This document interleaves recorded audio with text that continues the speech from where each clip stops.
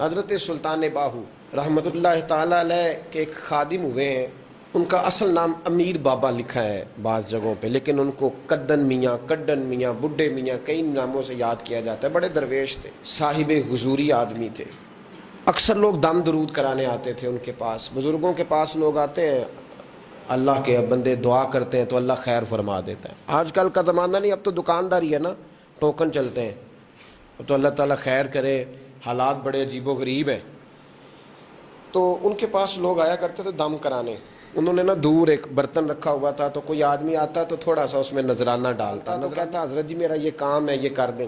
وہ خلیفہ تھے حضرت سلطان باہو کے، وہ گردن جھکاتے ہیں، تھوڑی دیر کے بعد سر اٹھاتے ہیں، کہتے تیرا کام ہو جائے گا۔ صحیح مسلم کی حدیث ہے، نبی پاک نے فرمایا رب اشغاز اغبر لو اقسم علی اللہ لابرہ۔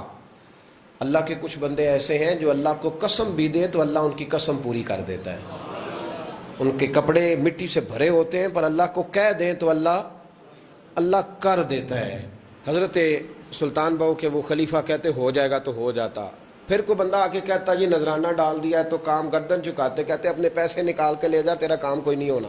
ایک دفعہ کچھ سید زادیاں آ گئیں، انہوں نے آ کے نا اس زمانے میں 100 روپیہ، سمجھ لیں کہ آج کل لاکھ روپیہ، بابا جی کے نذرانے والے گلے میں ڈالا اور آ کے کہا کہ بابا ہمارے نا ایک بچے کو سزائے موت ہو گئی اور حلفاً بتاتے ہیں کہ ناجائز پھانسی کا حکم ہوا ہے، تو تیری رب رسول کی بارگاہ تک رسائی ہے، مہربانی کر، سیدوں کا بچہ ہے، مہربانی کر۔ بابا جی نے گردن چکائی اور کہا اپنا 100 روپیہ نکال کے لے جاؤ، مشکل ہے بچہ بچے تو میں کچھ نہیں کر سکتا۔ سیدزادیاں تھیں، روتی ہوئی لوٹ گئیں۔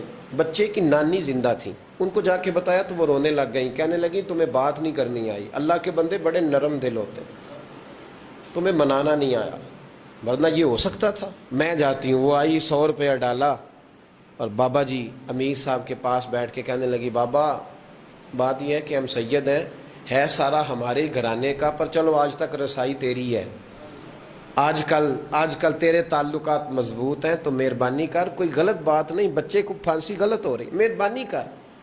بابا کہنے لگا اماں میرے بس میں نہیں، میں بھی تو اللہ کا کمزور بندہ ہوں نا، مالک کا کمزور بندہ ہوں، کو ضروری نہیں، دعا پہ فضل ہوتا ہے، اگر اس کی مشیت ہو تو پھر بندہ کیا کر سکتا ہے، تو اماں یہ کام نہیں ہو سکتا۔ تو اماں رونے لگ گئی، کہنے لگی کوئی نہیں، میں قیامت کے دن حضور کی بارگاہ میں تیری شکایت کروں گی، میں کہوں گی کہ میں نے بتایا تھا میں سید ہوں، اس نے توجہ ہی نہیں کی، میرا کوئی خیال ہی نہیں کیا۔ بابا صاحب فرمانے لگے اماں پیسے نہ نکالنا، جا تیرا کام ہو جائے گا، جا تو ہو گیا تیرا مسئلہ حل، ہو جائے گا۔ وہ آپ پیسے رکھتے تھے تو سال کے بعد، 6 مہینے کے بعد، مہینے کے بعد جا کے حضرت سلطان باہو کو دے کے آیا کرتے، وہ وہاں لنگر میں یا کسی جگہ خرچ کرتے تھے۔ جس دن اس بچے کی پھانسی کا وقت تھا نا، تو وہ بابا جی حضرت سلطان باہو کے پاس چلے گئے۔ حضرت سلطان باہو کے مزار پہ جو دوست گئے ہیں یا میرے ساتھ گئے ہیں وہ جانتے ہیں کہ گڑھ موڑ سے یوں مڑتے ہیں، آگے دربار ہے، تو گڑھ موڑ پہ حضرت سلطان باہو ان کے استقبال، ان کو وہاں پتہ چل گیا کہ وہ آ رہا ہے، آئے دروازے گڑھ موڑ تک، مرید ساتھ تھے، تو حضرت سلطان باہو کہنے لگے یار تو نے اچھا نہیں کیا، اپنے خلیفے تو نے اچھا نہیں۔ کہنے لگے حضور چارہ کوئی نہیں تھا، سیدزادیاں آ گئی تھیں، حضور کا خاندان تھا، میں کیا کرتا۔ مرید کہتے ہمیں سمجھ نہیں آ رہی کہ یہ کیا ہو رہا ہے۔ کہنے لگے مجبوری تھی، کیا کرتا، کدھر جاتا، حضور کا خاندان تھا۔ کہا تو نے اچھا نہیں، کہتے ہمیں نہیں سمجھ آ رہی کہ تو نے اچھا نہیں کیا، وہ کہتے ہیں حضور کا خاندان تھا، اس کا معنی کیا ہے؟ کہتے ہیں تھوڑی دیر گزری، بچہ وہاں سے رہا ہو گیا، حضرت سلطان باہو کے خلیفہ کا انتقال ہو گیا، وہ وصال کر گئے، وصال ہو گئے۔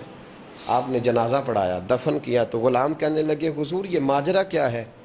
آپ فرمانے لگے اس نے اللہ کے حضور دعا کی تھی کہ مولا جناب اسرائیل نے اس دن کسی نہ کسی کی روح لینے جانا ہے نا، تو میری لے جائے۔ اب سیدزادیاں دروازے پہ آ گئی ہیں، تو سادات کو تو خالی نہیں نہ بھیجا جا سکتا، مصطفیٰ کا خاندان ہے، حضور میری روح لے جائی جائے اور اس سیدزادے کو چھوڑ دیا جائے۔ فرمایا اس نے اللہ کے حضور قربانی دے کے وَفَدَيْنَاهُ بِذِبْحٍ عَظِيمٍ، جس طرح حضرت اسماعیل کے لیے مینڈا آ گیا تھا تو ان کی جگہ ان کی روح کو قبول کر لیا گیا۔